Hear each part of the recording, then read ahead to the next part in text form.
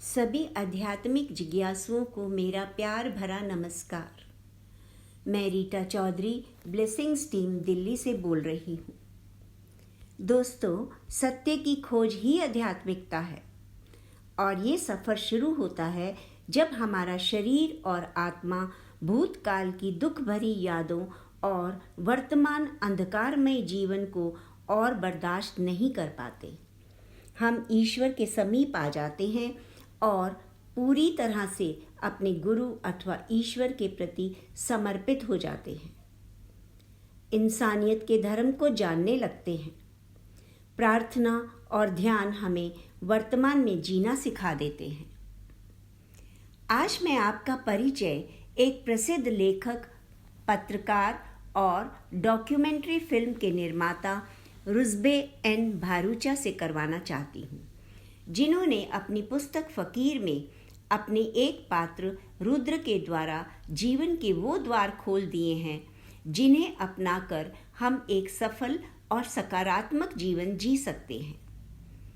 इन नियमों को अपनाने का मतलब ये तो कतई नहीं कि हमारे जीवन में दुख या चैलेंजेस नहीं आएंगे, लेकिन हम उन्हें स्वीकार करना सीख जाएंगे और विचलित नहीं होंगे, नए कर्म बनाने में सतर्क रहेंगे। रुद्र एक ऐसा व्यक्ति है जिसका पारिवारिक जीवन समस्याओं से भरा हुआ है। उसके 2 प्यारे बच्चे थे जिन्हें वो बहुत प्यार करता था, लेकिन उसकी पत्नी के शंकालु स्वभाव के कारण वो झगड़े करके अपने बच्चों के जीवन को नर्क नहीं बनाना चाहता था। इसीलिए वो घर छोड़ने का फैसला करता है और एक वैन में ज़रूरत का सभी सामान भर कर निकल जाता है। बच्चों की याद उसे सोने नहीं देती। वो कई बार आत्महत्या करने का निश्चय करता है, लेकिन उसके अवचेतन मन में मास्टर्स की आवाज़ें सुनाई देती हैं जो उसे अपनी आत्मा की आवाज़ पहचानने की हिदायत देते हैं और वर्तमान में जीने की सलाह देते हैं। रुद्र विवेक से काम लेता है और वर्तमान में जीने के लिए अपना मन संगीत में लगाता है, पुस्तकें पढ़ता है, फिल्में देखता है और शराब पीकर अपने गम को भुलाने की कोशिश करता है।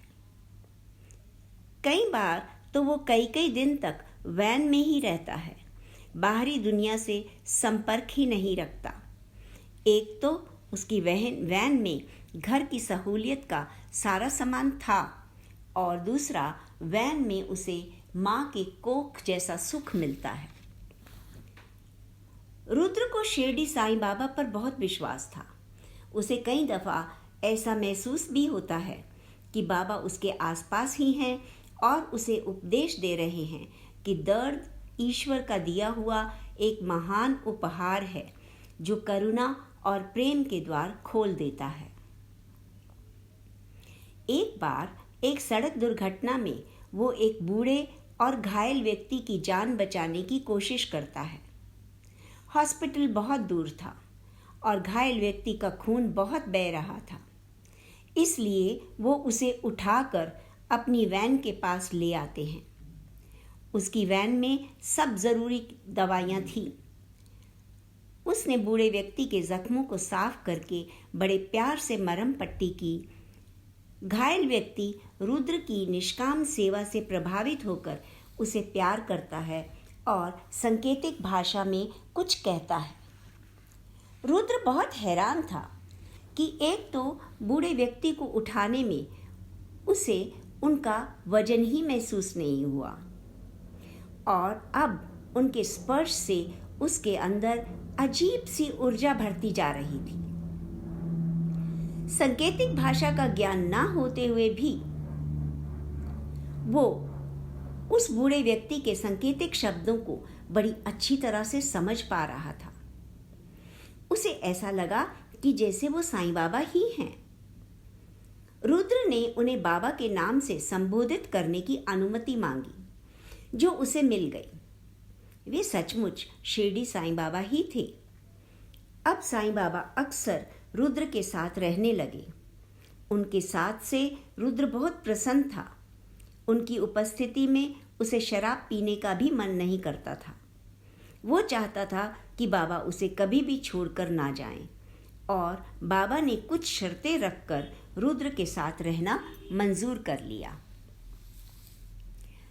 रुद्र ने अपनी जिंदगी में गरीबी का एक लंबा दौर देखा था। उसने कभी ईश्वर से शिकायत नहीं की, लेकिन उसके दर्द भरे जीवन ने उसे इंसानियत के करीब कर दिया। वो दूसरों के दुखों के प्रति संवेदनशील बन गया। वो अक्सर अनाथ लड़कों को भोजन करवाता और उन्हें पैसे देता था। बाबा जानते थे कि रुद्र एक पवित्र आत्मा है। वो उसके अंतःकरण को पूरी तरह साफ करना चाहते थे, उसे शून्य स्थिति में लाना चाहते थे।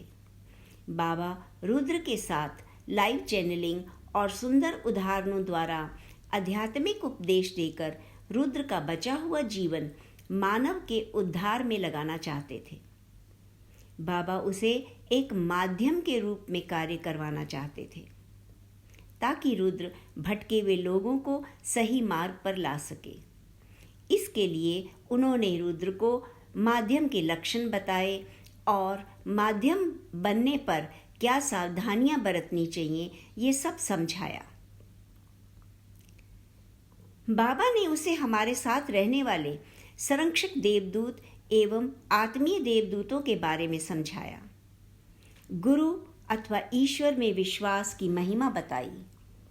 तीर्थ यात्रा कैसे फलीभूत होती है, कर्म सिद्धांत क्या है, नए कर्म कैसे बनते हैं, जो लोग हमें वर्तमान जीवन में दुख देते हैं उसका क्या कारण है, ईश्वर में विश्वास करने वाले लोगों में भी कई वर्ग होते हैं, ध्यान का हमारे जीवन में क्या महत्व है।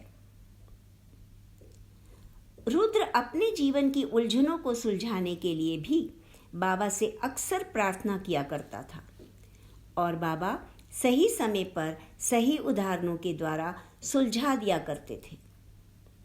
बाबा उसे सूक्ष्म लोकों में भी लेकर गए और जीवंत उदाहरणों के द्वारा उसकी शंकाओं को दूर किया। बाबा ने उसे जीवात्मा जगत की सच्चाइयाँ बताईं और रुद्र के द्वारा सारी मानव जाति को संदेश दिया कि हमें मृत्यु प्राप्त अपने प्रियजनों को बहुत अधिक याद नहीं करना चाहिए, क्योंकि वो आत्मा हमें दुखी देखकर बंधन में पड़ी रहती है और अपना विकास नहीं कर पाती। हमारे जीवन में आने वाले दुख हमारी ही आत्मा मानव चोला धारण करने से पहले निर्धारित करके आती है। इसमें ईश्वर का कोई हस्तक्षेप नहीं होता। बाबा ने रुद्र को समझाया कि हमें कभी भी अकेले नहीं खाना चाहिए। खाने से पहले हमें अपने साथ रहने वाले देवदूतों को अवश्य आमंत्रित करना चाहिए। वो आएंगे या नहीं, ये सोचना हमारा काम नहीं है। आने वाले अध्यायों में हम देखेंगे कि बाबा के दिए हुए उपदेशों से रुद्र को कितना प्रभाव हुआ। फ्रेंड्स, इस पुस्तक को पढ़कर बार बार पढ़ने का मन करता है। बाबा के साथ रुद्र के वार्तालाप आंखों के सामने ऐसे चित्रित हो जाते हैं जैसे हमारे सामने ही घट रहे हों। हर उपदेश पढ़ते हुए ऐसा महसूस होता है जैसे हमारे निजी जीवन की समस्याओं के ताले खुलते जा रहे हैं। नेक्स्ट ऑडियोज में मैं रुद्र और बाबा की लाइव चैनलिंग को बहुत सरल शब्दों में प्रस्तुत करने की कोशिश करूंगी, ताकि आप श्रवण, मनन और चिंतन द्वारा उन्हें अपने जीवन में आत्मसार कर सके। थैंक यू दोस्तों, बाकी नेक्स्ट ऑडियो में।